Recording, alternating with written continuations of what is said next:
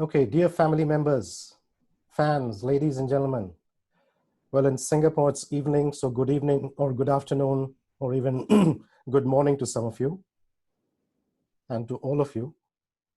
66 years ago, we launched the iconic M3, the rangefinder interchangeable lens, which created history in photography. That's this beautiful little masterpiece that I have in my hand. To this day, photographers use this camera and make some beautiful and outstanding pictures that have become very iconic.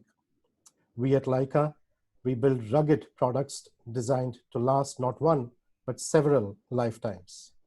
Our precision is perfect and our aim is true. 14 years ago, almost 14 years ago, we launched the Leica M Digital, the first mirrorless Leica M Digital camera, which was called the M8. Today, all of us at Leica Camera are very proud to introduce the new M10R for our brand aficionados and even those who've never held a Leica camera before. It's the culmination of years of research, millions of dollars in development, and a combined will of hundreds of engineers and photographers from around the world that has created this M10R. Today we have with us the head of product management, Stefan Daniel, whom I've known since 14 years, and I can easily say that he is the Mr. M Digital in Leica Camera. We also have Lucas, who is very passionate about Leica and supports the retail management areas in Leica Camera. Last but not least, we have Mathias Heng, who many of you would know as our M instructor, and he's been associated with Leica also since the last 30 years. He's known for his photojournalism books and a lot of reportage work, which he has done in very sensitive areas. Last but not least, we have the absolutely multi-talented Yuey, a racing car driver by profession, and a bicyclist, and a photographer, and a businessman, and a father, and many, many, many more, which he will explain later. And we are so proud to have him in our family as well. Both of them will share their user experiences that they've had with the M10R. I'm also sure that they will probably complain that they did not have enough time with the M10R, but let's hear it from them and let the photos say it louder than words. Without further ado, may I please welcome all of you again to this M10R session and pass the battle to Lucas to take us through the presentation and discussion.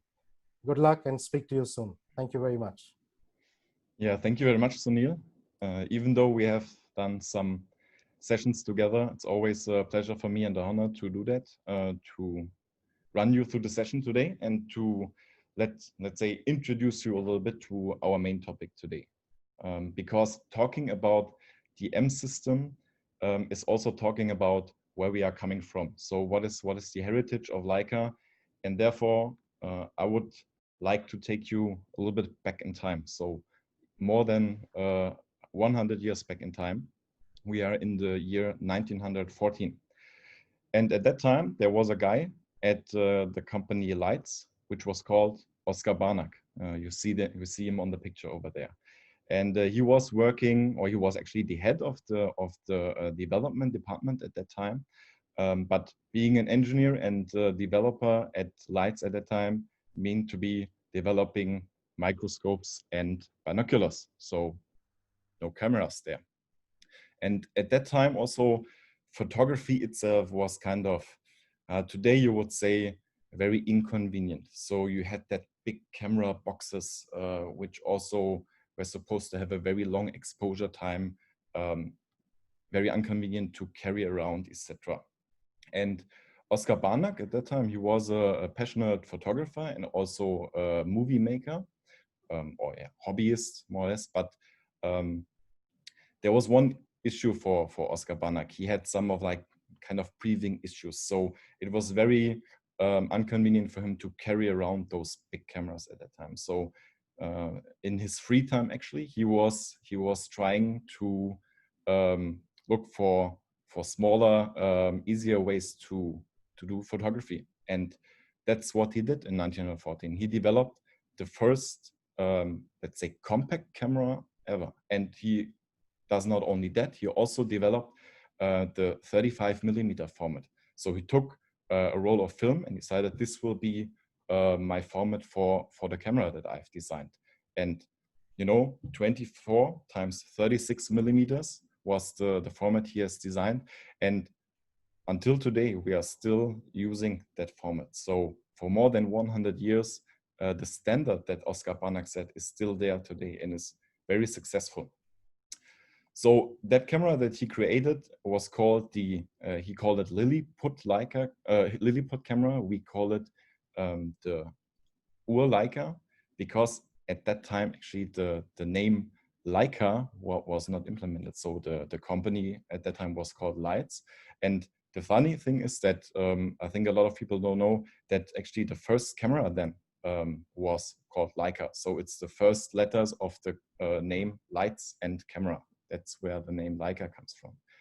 But you see, we are here in 1924, so almost 10 years later. So after he has developed the first prototype of his camera, there was something in between. So First World War, etc. And also there was not like the very final convincement. He showed that camera to Ernst Leitz at that time, but he said, I like it, but there needs to be more work done. So they worked over 10 years on that camera. And then in 1924, Ernst Leitz II, the head of the company at the time, he brought every department manager into a meeting. And then the mood was half and half. So not everybody was really convinced about it. But in the end, Ernst Leitz II made a decision. He said, my decision is final, we will take the risk. So with that, he means bringing that camera into mass production, to bring it to the market. And what could I say? Luckily for us that he has decided for that, because otherwise I think we would not be here today. And what was so important about that decision? The years after, there came up a total new way of photography, taking pictures, and also how the pictures look. So as I said in the beginning, with long exposure time of these big cameras, which you also not can bring to every place that you want, there was a lot of restrictions to photography itself. And with that kind of photography, a lot of the photographers were being able to do things which was not possible before. And the man that you see over there in the picture, Henri Cartier-Bresson, he's considered as one of the pioneers of photojournalism and reportage photography. Because when you're having a look, for example, on that picture on the right, which is I think his most famous picture, this is the best example to describe what he called the decisive moment. So you see that man, he's almost touching the water with his feet, but he will never do, because that moment is frozen in time forever. And with that short exposure time, you were actually able to do that. And I have to say, at that years, really the success of those kind of cameras, and especially the Leicas, really rise up. And they have contributed so much in terms of documenting history that,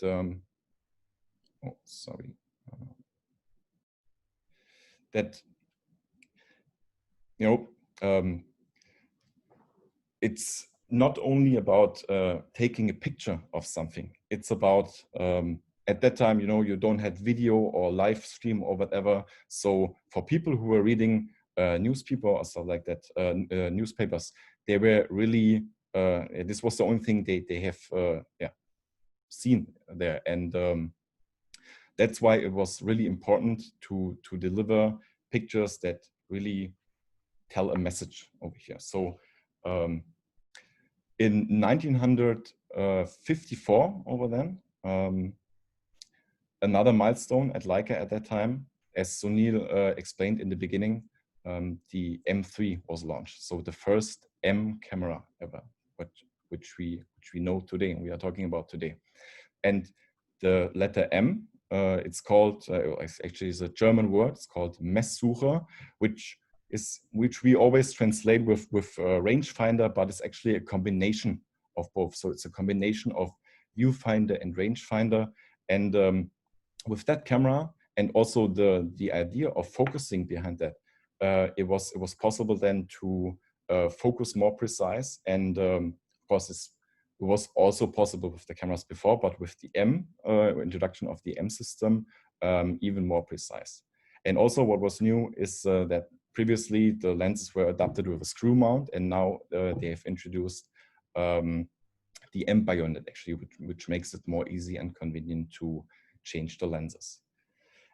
And as I said in the beginning, so many historical pictures have been shot with the M. So for example, this one, the shot the most printed and published shot ever, the portrait from Alberto Cora about Che Guevara, has been shot with the Leica M2, for example. Or this one, this is, I think, the most popular picture of the most popular sportsman ever. It's from Thomas Höpker, and he shot Muhammad Ali at the time with the Leica M3. And also war photography. So as I said, places where people at that time don't have constant access to media or whatever. So this picture, for example, really changed the perception of the Vietnam War in the public of the US. So this picture, the napalm attack against civilians shot by Nick Ut, was also shot with an M camera.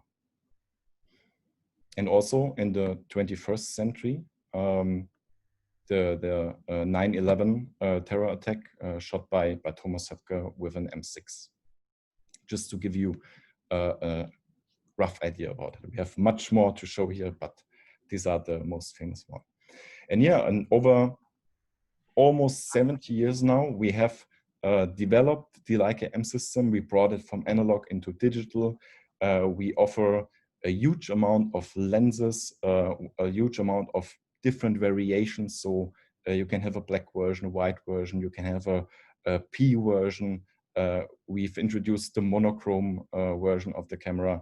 And I think for everybody who loves M photography and is into M photography, there's definitely the right product for you into our product portfolio. And yeah, where we are today, this is our current family of the M system. So it's the M10 line.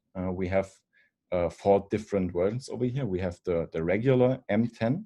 Then we have the M10D, which is the version without the display for really pure M photography. Then we have the M10P version, and launched this year in January, the Leica M10 monochrome.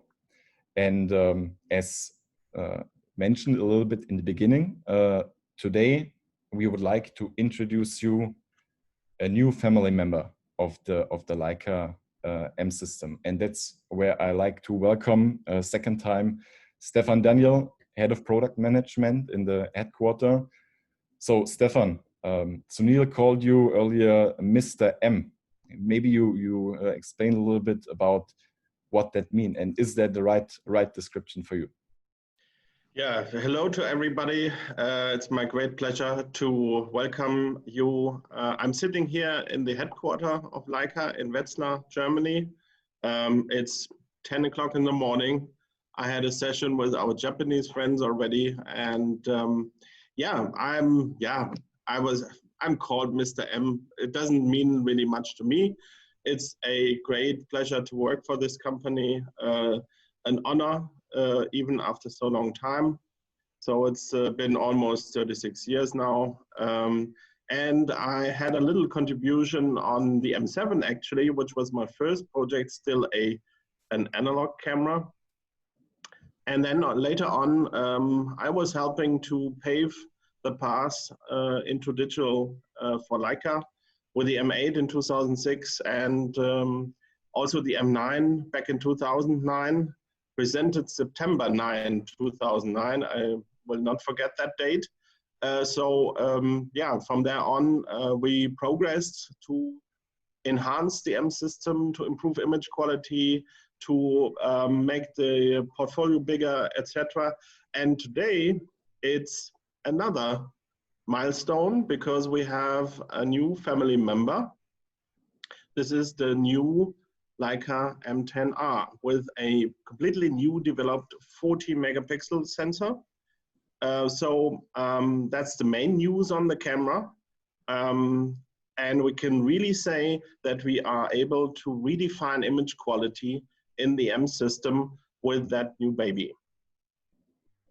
So what the details on the sensor are, it's a complete new pixel design, meaning that we did a lot of effort by enhancing the resolution, the number of pixels, but as you might know, if you put more pixels on the same surface, the single pixel will become smaller. A smaller pixel can only capture less light. So we had a couple of countermeasures in order to preserve low light sensitivity, to preserve dynamic range, etc. And I can even say that the overall performance of the camera is superior to the 24 megapixel versions, meaning that we have an ISO range of ISO 100 native base ISO up to ISO 50,000, and also a dynamic range increasing depending on the measuring method between 13 and 15 f-stops. So there were a lot of detailed technical tricks to be used to come to that result. So 70% more resolution, but only, but no compromise in image quality on the low light or dynamic range. Other than that, the M10R features the same slim body like the other M10 models. Lucas explained that the M10 was launched in 2017. So a great success because it's the original size of the analog M models, very much appreciated by many of our customers. So that is this is true for the M10R as well. And in terms of handling and usability, it's also the same concentration to the essential as the other M models have. So we only have the 3-button rear operational elements, the dedicated ISO dial, meaning that you can see everything on the camera, even if it's switched out, because you have the ISO setting here, shutter speed dial, aperture, distance, etc. So a camera is everything is at your hand without switching on the camera.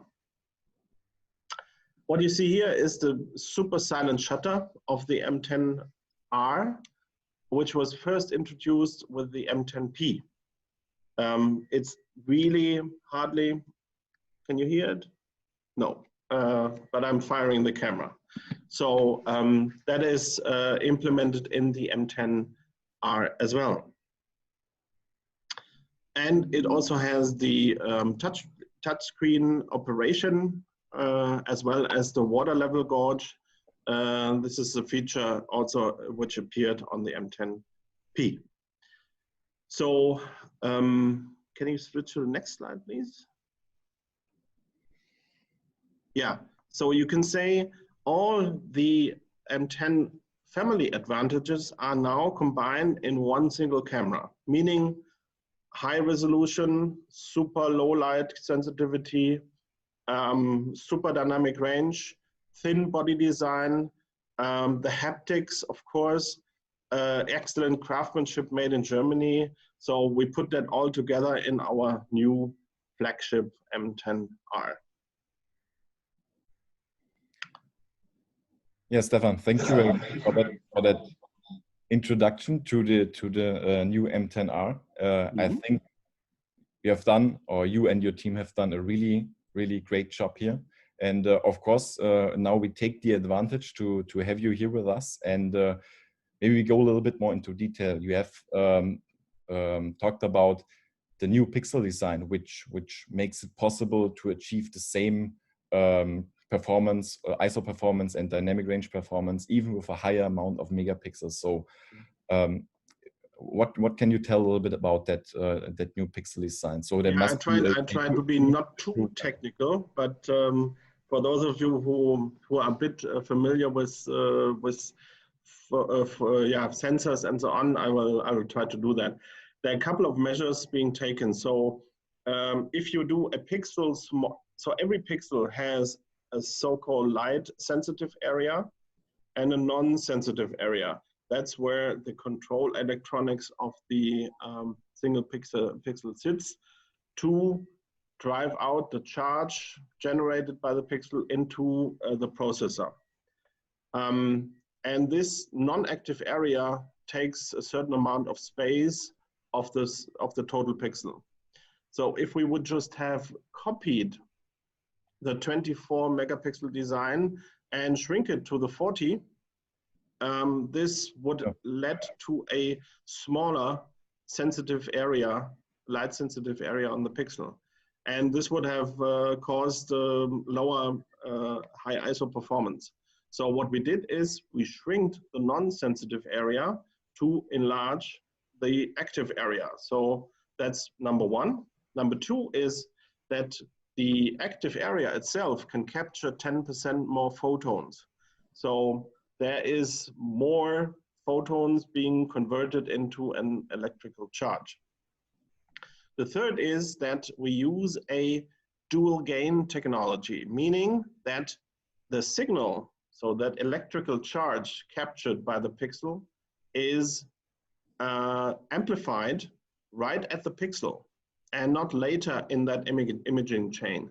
That is a very reliable process to avoid noise. So that becomes an advantage at all ISO settings above 125. And last but not least, the pixel is more symmetrical. Even I didn't know that the pixel is not symmetrical. I learned that now. So that makes it more independent from the angle where the light hits the sensor. So that leads to better performance with the M lenses. And even the lens on Sunil's camera can be used on the new M10R with a very good result. It will be a bit soft, but it will have a typical Leica look. And thanks to those efforts, these lenses remain usable on the latest model. And we have also for the first time a new cover glass solution. You know, to protect the pixels, there always needs to be a cover glass, but many manufacturers use a clear cover glass, another layer with an infrared cut filter, and another layer with a so-called low-pass filter, which is avoiding the moire effects. So we don't have that. We only have basically one layer, but this time it consists of two layers cemented together, so glued together. And that's a UV cut filter and IR cut filter. So that makes the pixels see only the visible, what the human eye can capture, the visible wavelengths of the light. So this is in a nutshell, and I try not to be too long, what the new sensor is all about. In the end, it's for better image quality. Stefan, with so many changes, it seems that the size of the camera should also increase. Is there any change in the size of the camera? No, it's the same size as the M10, M10P. So we were really happy to squeeze everything in. It is as slim as the other M10 models. I think you made a very, very important point here talking about the lenses, because I think for me, it's amazing that you can take a new camera and put a lens on it that is almost 70 years old, or you take an old camera and put a very new lens on it. So honestly, which product nowadays is able to provide that? So in terms of yeah, being proof going back to the past, and also for the future. I think the M system is amazing, definitely, and also that those lenses are also able to resolve on the camera. I pretty much often receive the questions: are the older lenses really capable of coping with the higher resolution of the M10R? And the clear answer is yes. The only point is that these lenses at full open aperture will reveal their character a bit more than they maybe did on a film camera or on an M9 or whatever. So these lenses remain usable even at full open aperture. They're a bit soft maybe, but if you stop them down, let's say to f4, 5.6 and so on, I also was really surprised how good they perform. Yeah, and I was lucky enough to use a Noctilux 1.2 last Sunday on the M10R, and it's pinpoint sharp at 5.6. So there's a good combination between the old lenses and the newer ones. Of course, you should not forget to buy new lenses, because if you want to have superb image quality at full open aperture, you're better served with a later design.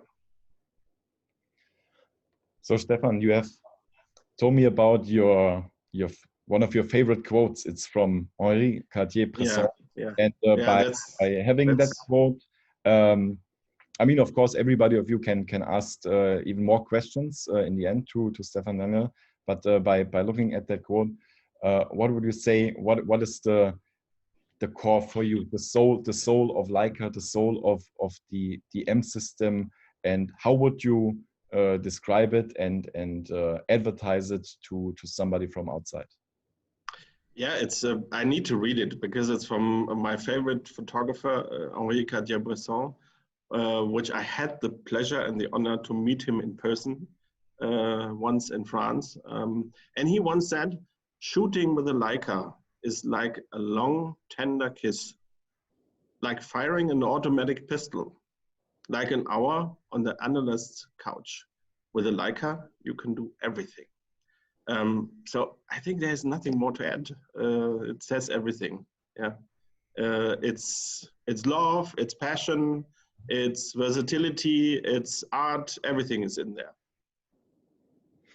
Okay, thank you very much, Stefan, and we will see you in the end of the session.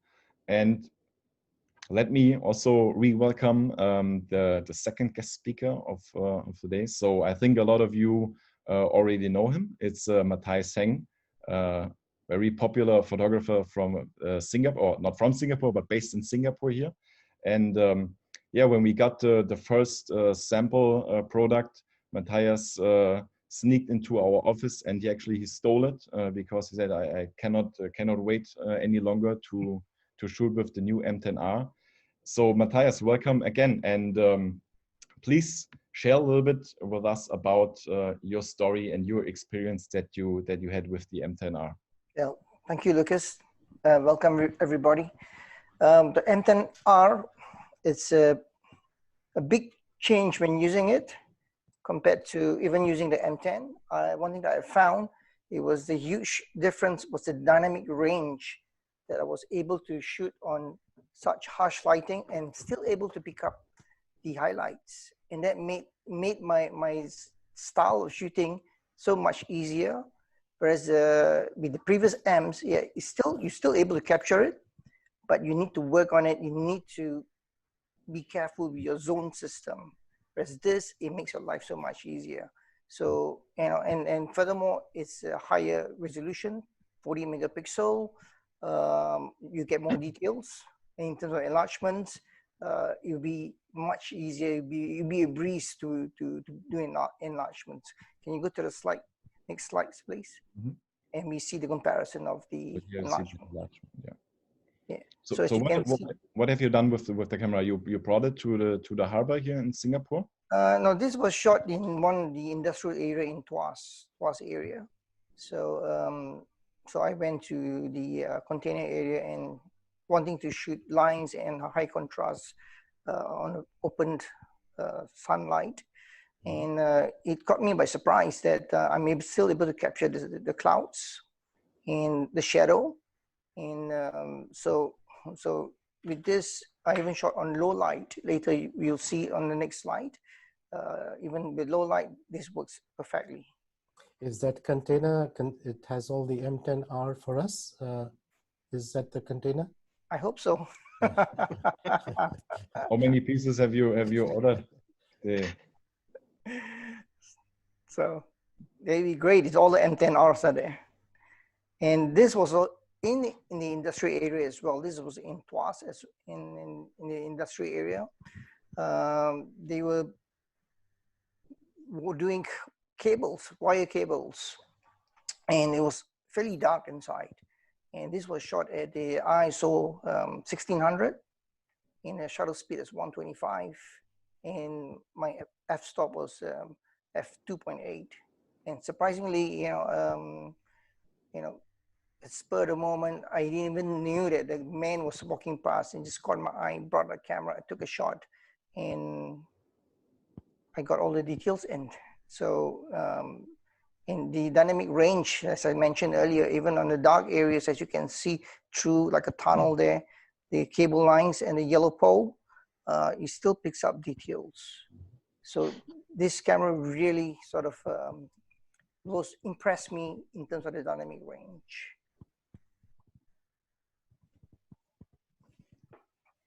Same, this is a shot that I tested on. I wanted to see the difference of the highlights, again, the shadows and the midtones. So as you can see, shooting against the bright light and the shadow is usually more than what will happen. The shadows of the foreground will be totally dark. Most likely you get a silhouette. But with this, the camera was still able to pick up the leaves. So there again, this is a big plus for the M system. So which means, again, shooting on really difficult lighting, it makes our life much easier. And this has been enlarged. It's amazing that you can still see all the details, even if it's quite far away. Say like, is that Mathias? You are a very, I would say, puristic photographer. So you shoot what you see, what you perceive. So what would you say? How does the M10R helps you in that to maybe even improve what you have done before, or seeing things in another way, doing things in another way? Okay. One thing about the M10R is like the shutter is quiet, and I've heard people saying about the M10P. Others like it, others don't like it because they're saying it's too quiet. But in my personal opinion, the M10R, if you take a shot, though it's quiet, but the good thing is you feel the sensation traveling through your hands.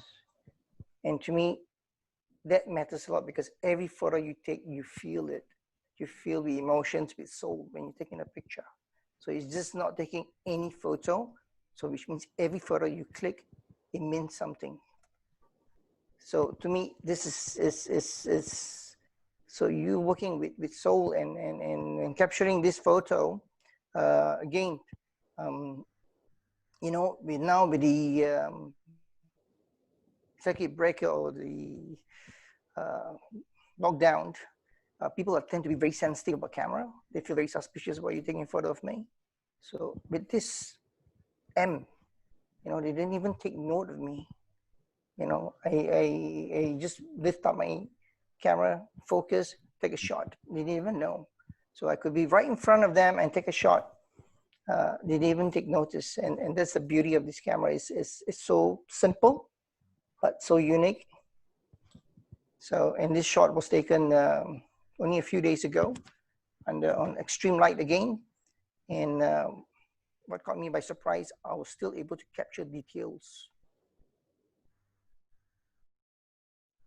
And also this one, this is an amazing shot, Mathias.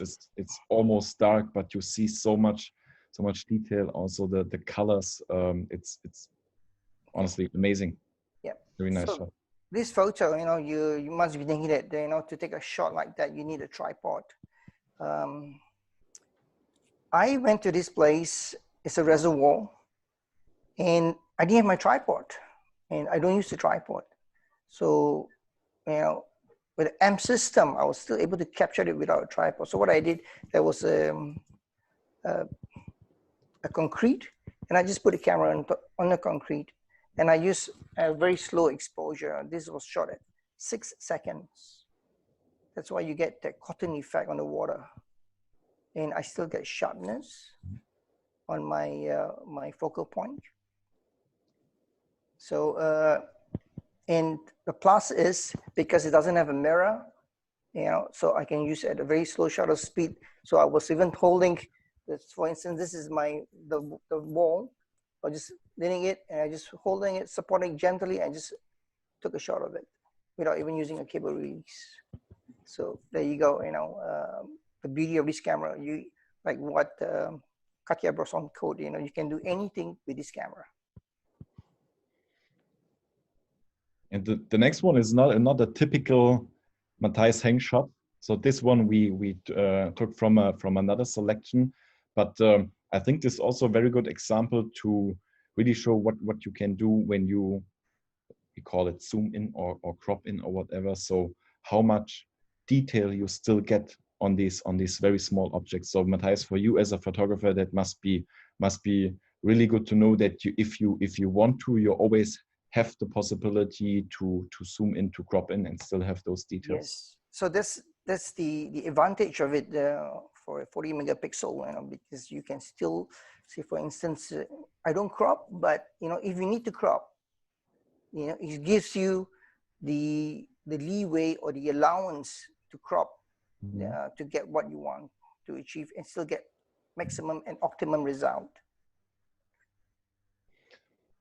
And also by looking at this one, I mean, you don't have to crop it. Actually, it's a very nice shot by itself. But if you really go closer, you see what you got out of it. So you can see basically every brick on the roof, every stone on the wall. So yeah, and the beauty about Leica is just not the megapixel. Now the megapixel is gone higher. That's a plus, but also what I'd like to emphasize is also the optics. The optics is the one that also plays a very important role. So the optics and the megapixel, they work hand in hand. So this is a plus. So which means we can even go bigger prints if we need to crop and enlarge. Okay, Mathias, thank you very much for your sharing. Of course, you have shot lot more pictures. We will be glad to display that in our Leica store. So if you're interested in seeing that, please pass by. We have all of them. And let me introduce our next guest for this evening. So we said, like, okay, for Mathias, we have a professional photographer, very advanced, and a lot of customers of us know him. So we need something on the other side. So I don't know how he did it. He also stole the camera from our office, and I think we maybe need to hire some better security. Yeah, Yuey took the camera with him. As Sunil explained in the beginning, he's not a professional photographer, but this is good in that case because this gives him another view on the things that we are doing and also what can be done with the camera. So for those of you who have missed the introduction, Yuey is an entrepreneur in various things, and also known as a race driver. So quite a famous figure here in Singapore. And a very interesting story about Yuey that he has managed to close the Changi airport for one whole day. So his impact must be quite big here. So Yuey, welcome again. Nice to have you with us. I know that you are very passionate about cycling. So maybe you share with us what journey you have experienced with the Leica M10R. All right. Hello, everybody. I'm Yuey. Thank you, Leica, so much for having me. It's an absolute pleasure.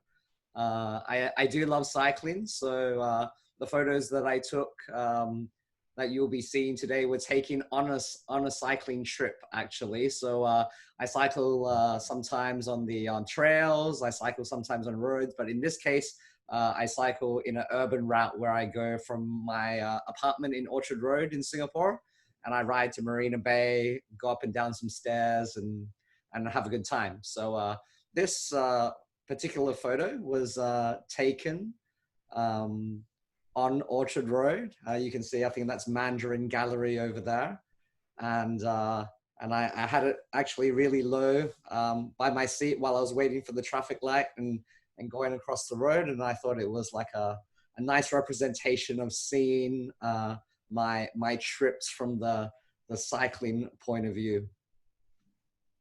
So Yuey, obvious questions. I mean, being on a bicycle, why have you selected the M? What is so special for you about the M? Because I would say, or maybe other people think like, would be more convenient to have an autofocus camera with you when you are on a bicycle. So there must be a reason that you have especially selected the M for that journey. Yeah, well, I've always been an M user since I walked into a Leica store. I think around 7 or 8 years ago, I started, I think, with an M9, and then the M240, and now the M10. And I think the first thing that really hit me when I started using the M system was I'd never actually used a manual focus camera before. So it really made me see things really, really differently. And, you know, if you bring an autofocus camera out, for example, to take this shot, there's a very good chance that it's going to focus on the bar, you know, if you're not like really careful with it. So I'll have like a really nice picture of my handlebar and not see anything else. So I picked the M system because I like to see things differently and take my time looking for what I want to see rather than just getting what the camera is going to give me. You made once a very nice comparison. You say like shooting with the M is actually the comparable to driving a full manual car, which you actually do, right? So yes, absolutely. I did say that the other day. I drive in the Porsche Carrera Cup, and we drive a GT3 Cup car. And the reason why I chose that actually as the racing series that I would like to make my career in is because the GT3 is a very manual car. So there is no ABS, there's no traction control, there's nothing to help you drive that car. So when we're driving at the Singapore Grand Prix and you see those cars go sideways, like we're catching those things, which is kind of fun. And I definitely feel the same way about the Leica M.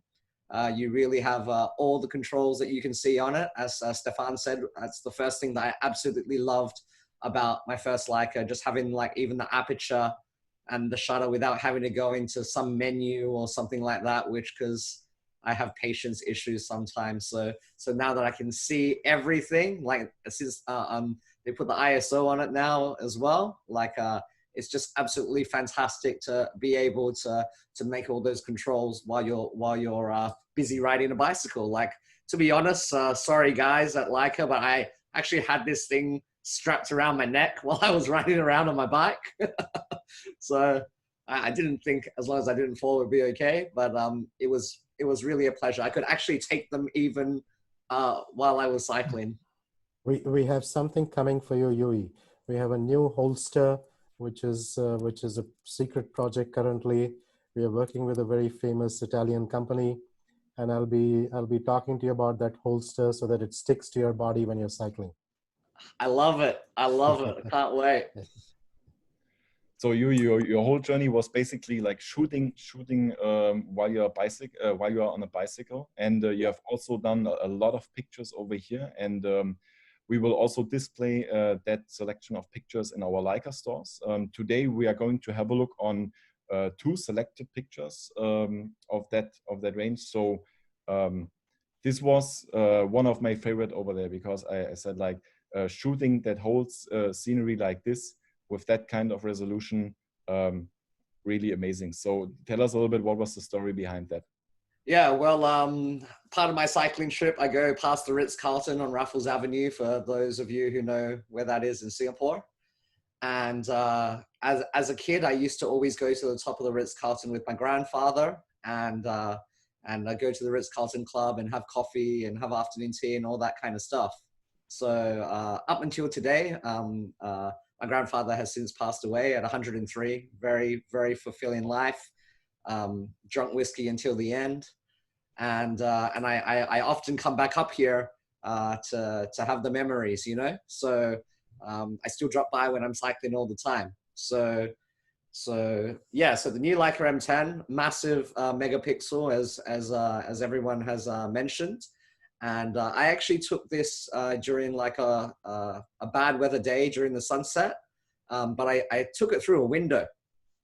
And I didn't use any filter on the lens or anything like that. I just shot it straight through the window. And when I went to my computer to go and have a look at it, it was pretty damn amazing how much detail everything picked up, because I did zoom in on it, and it was simply sensational.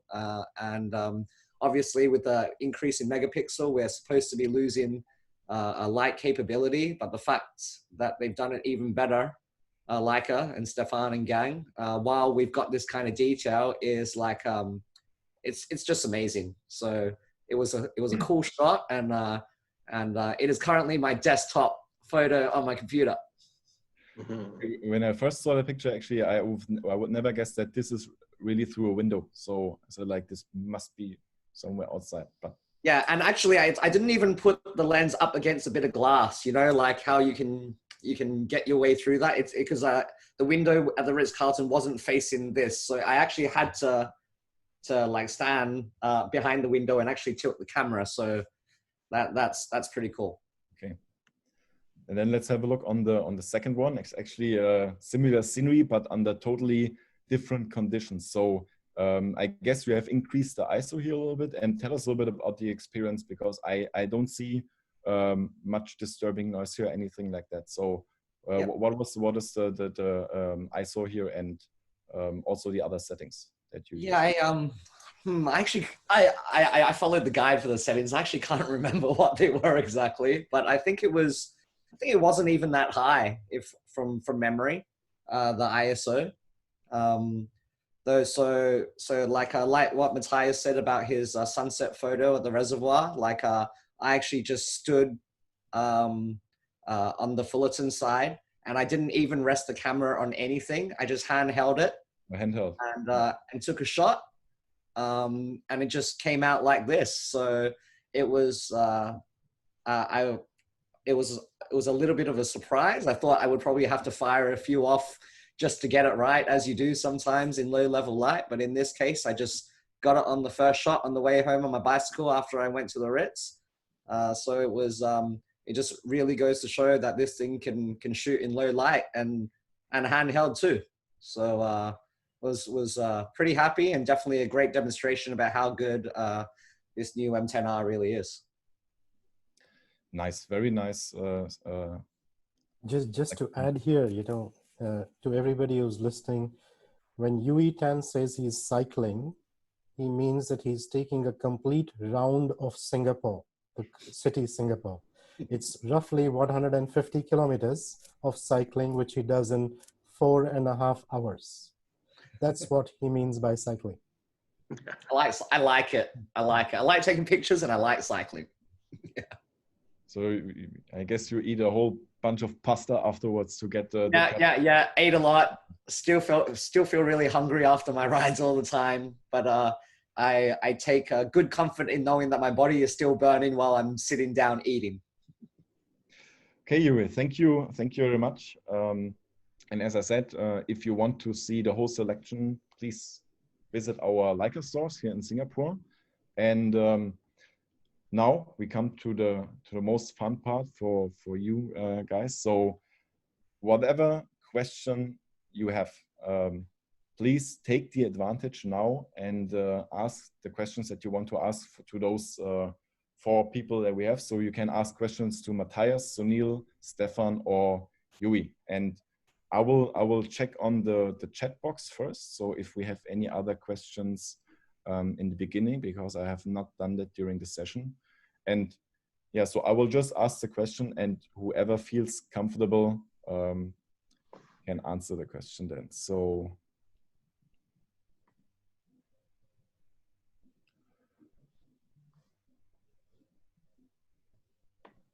while you're looking through, Lucas, there is a question from Sarlene Chua, and she or he, I'm sorry, I apologize if I'm pronouncing the name correctly, wanted to know how the Leica business has been in the past year and what would be our growth predictions this year despite the pandemic.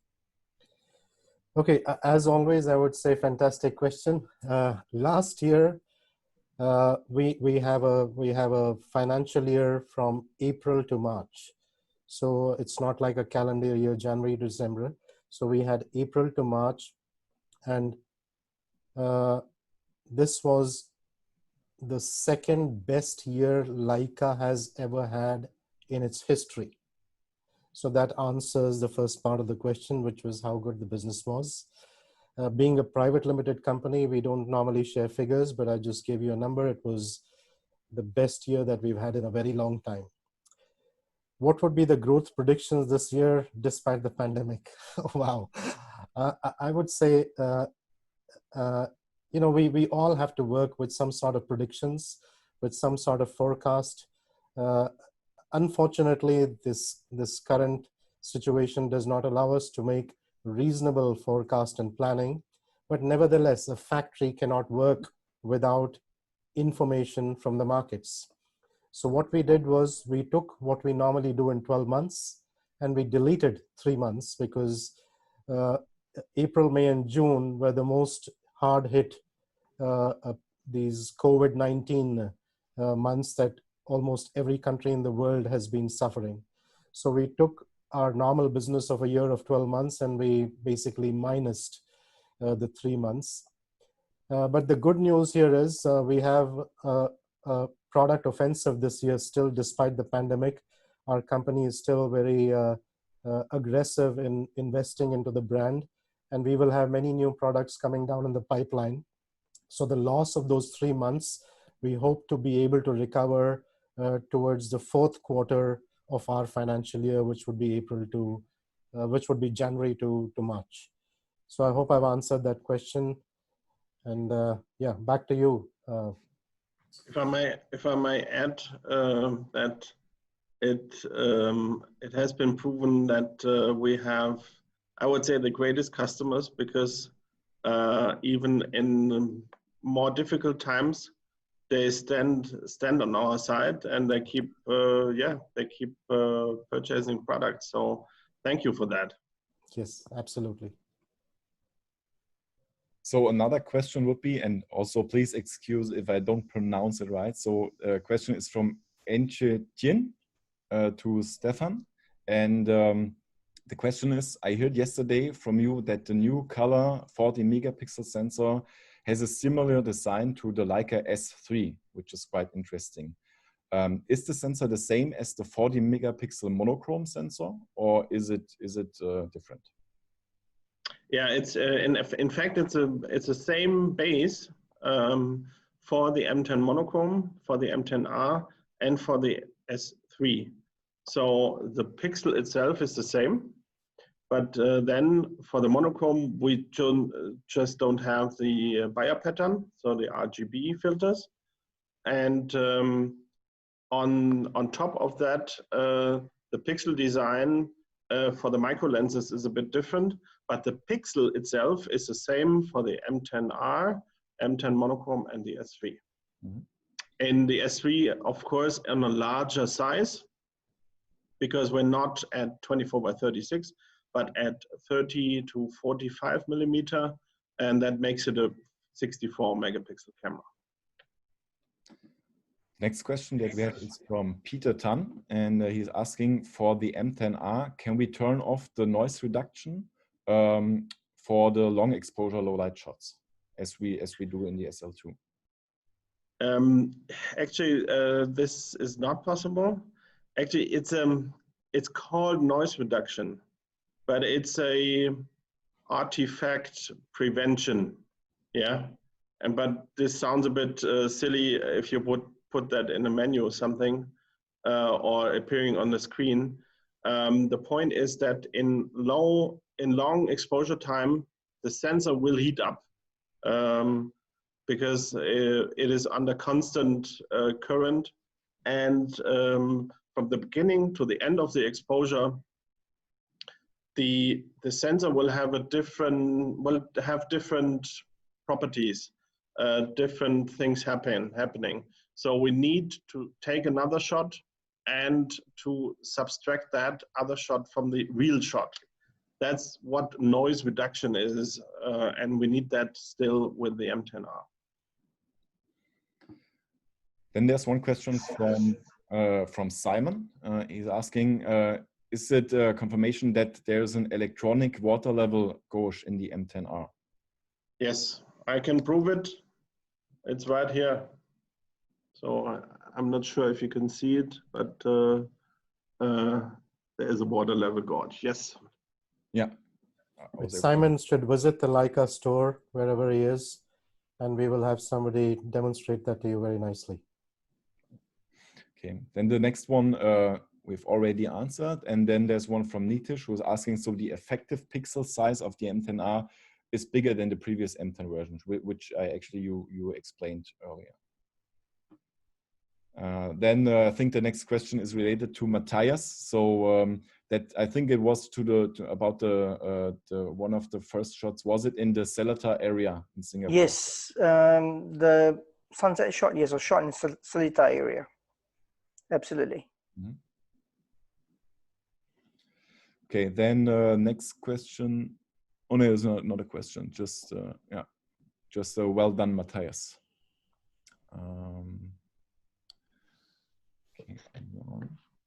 Okay, next question would be from Mavericks. Does anyone know how the sensor of M10R compares to the Q2s for low light or night photography? So I think this maybe that's a question for me again. Maybe I would say the M10R is a little bit better, but maybe half an f-stop, not tremendous, but it is a bit better in dynamic range, I have to say. If I may add again, the advantage of having an interchangeable lens versus fixed lens would probably give the M10R a few more points compared to the Q2. That's right, yes. Then the next question is from Lulu.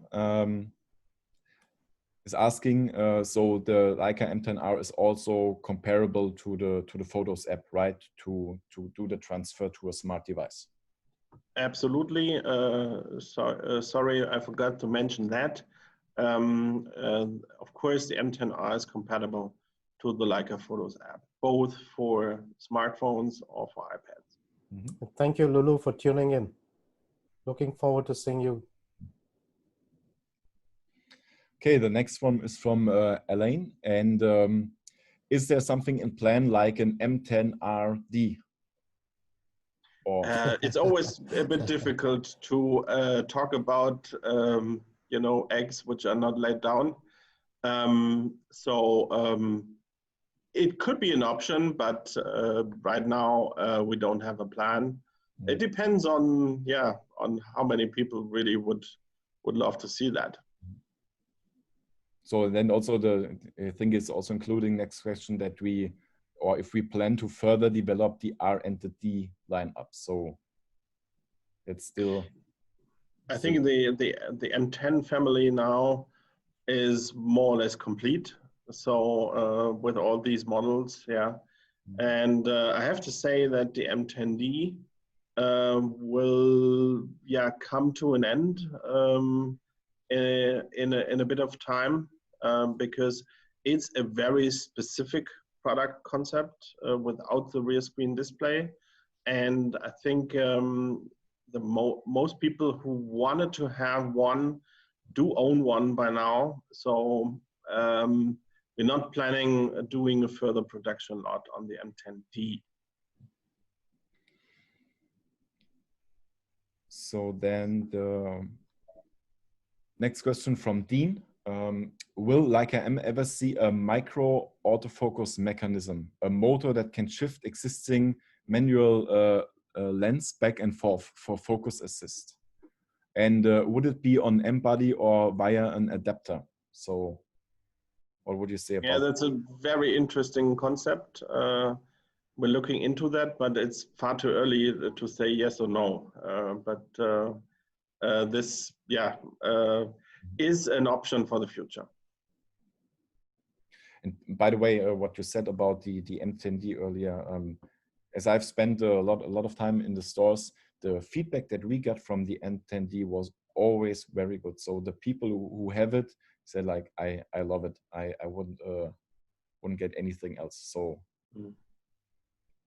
Yeah, it's even more manual than a Porsche GT3. So yeah, it's without a windscreen. So yeah. Then the next question would be, is Leica planning to make a low light King M camera? Again, it's the same thing. If I would say yes, you would you would ask me when and what is the price and so on. So please bear with me that I cannot make comments on future developments. Okay, then I think also we need to skip the next question. But anyway, I say it. So, are there any plans to update? I'm waiting for the question. When is the M11 coming? So, yeah, it comes the very last one. Will that be? Any plans to update the recently discontinued wide-angle M lenses? Yeah, actually that depends on the customers, because we have discontinued the 24 millimeter lenses, but this was really due to a quite low demand. So we stopped producing the Elmar 3.8 24 and the 1.4 24.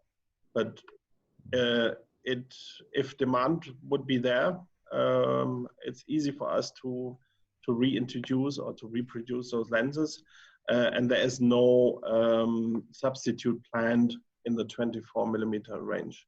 It seems to be that people really go for 21 or for 28. 24, yeah, is kind of in between, and so it was time to also streamline our portfolio a bit.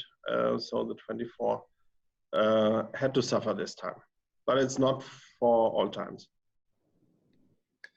And the next one, I think you already explained about that. And this one is a very, very interesting. So in the M10, when you increase the ISO, you have to reduce the length of the long time exposure or vice versa. So when you do very long time exposure, you cannot go up to a certain amount of ISO. Is it the same in the M10R?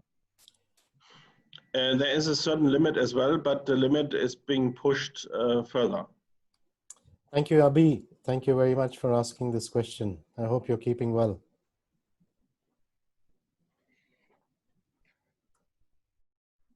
But you can, there's no no rule about that. So we just have to, is there some overview about that?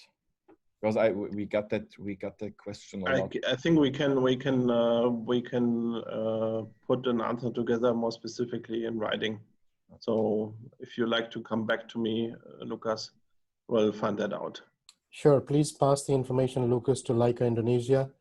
Bernard will take it from there and share it with Abhi. The next question I got, what image format is used in the M10? So I guess that's related to the sensor, right? Or yeah, so we have as for every digital Leica system camera, we have the DNG file as a raw file, the Adobe DNG, and also various settings for JPEG in different sizes and compressions. So any design changes in the M10R? Another battery, other dials, etc., or is it all as the M10? There's only one. It's on the hot shoe. It says M10R. Otherwise, the design is completely identical to the M10.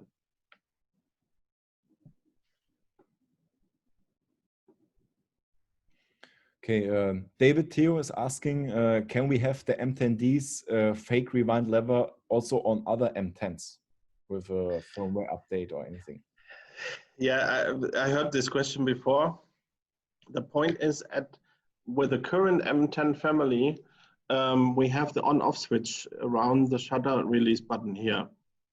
And as you may have seen on the M10D, the on-off switch is on the rear on that wing. So that was an option to get this space freed for the winding lever and the thumb pressed. So we cannot accommodate both here on top, and we didn't find a space for the on-off switch on the camera. So it's not going to happen on the M cameras with a display, at least at the M10 family.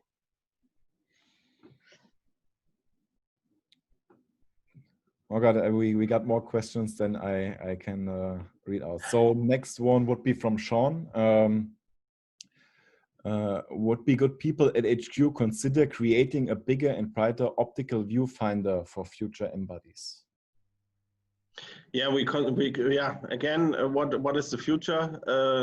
But the optical finder, the rangefinder, the Messsucher, is the core element of the M, and we will also keep on evolving here in future models.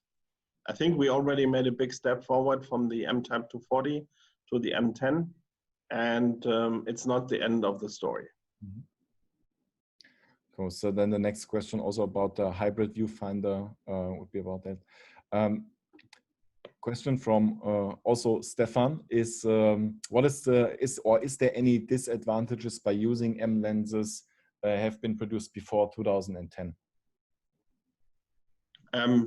As I said before, it depends on your photographic style.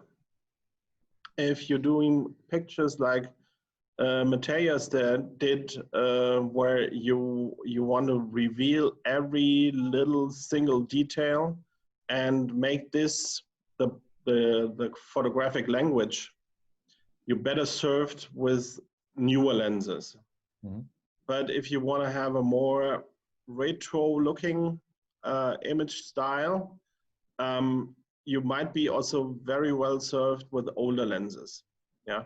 So both have their reason to be, and they both usable on the M10R. Then one question I got probably was, does the M10 has a macro mode? And if not, would something like in the Q be possible also in the M that you can switch? Yeah, actually there is an accessory. It's called the macro adapter M, which turns the M into a fantastic camera for macro photography. Very few people only know about that. It's an adapter which you place in between the camera and the lens, yeah, which it will extend the distance between lens and camera. And by that, using the live view function or using the VisiFlex on top, every M camera is a perfect macro camera using that little accessory. Or using our L Pro close-up attachment on front of the lens. That also works pretty nice. It's available for many, many M lenses. L Pro, it's called ELPRO, L Pro. It's a very old lights name. Yeah. So as I can see, 2 more questions to go. There's one question also related to, would there be a new VisoFlex, especially designed for M cameras upcoming. But of course, if you cannot talk about it, then I'm so sorry. I cannot reveal anything that would spoil all the future nice video conferences we could have.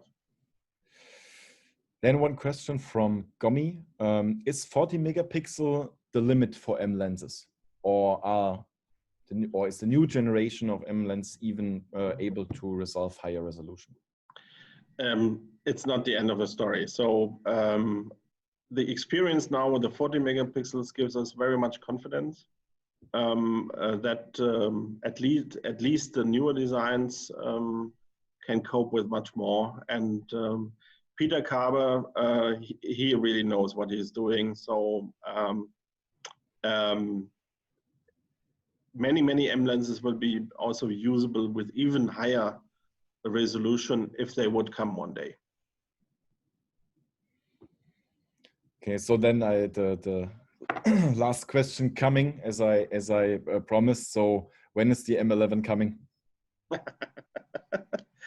Somewhere in the future. So stay Okay. tuned. Yeah. And the very last question from Mark: what will be the price for the M10 body in Singapore? It's 12,470. 70, yeah, including GST. Okay. No, sorry, Lucas, there is one more comment from Mr. Yoshinori, Okay. our very special customer who travels from Japan to purchase in Singapore. Thank you, Yoshinori-san. He says, please improve the speed of startup and recovery from sleep in the future M. That's one of our objectives to get a little bit faster there. It's a point we know. So thank you very much, ladies and gentlemen. Thank you, Yuey Tan. Thank you, Mathias Heng. Thank you, Lucas. And thank you, Stefan Daniel. This time I don't have to say thank you to you to say you've traveled all the way from Germany to Singapore. But really, thank you very much for your time. Greatly appreciate it. Thank you for Yuey taking out time to take pictures on your bicycle, Mathias. Thank you. You're a part of the family. Yes. Thanks, Lucas, for doing a good job. Thank you. Ladies and gentlemen, Yeah, great job, everybody. stay Thank you. safe, Very, stay very healthy. Alles Gute. Goodbye. Bye-bye. Bye. Bye. And of course, the session will be recorded. So if a friend of you or family member couldn't make it, then you can watch it on prime time. So, yeah. Good. Goodbye. Bye-bye. Bye-bye, Stefan. Thank you very Bye, much. Stefan. Thank you. Thank you, Yuey. Thanks, mate. Thanks, buddy.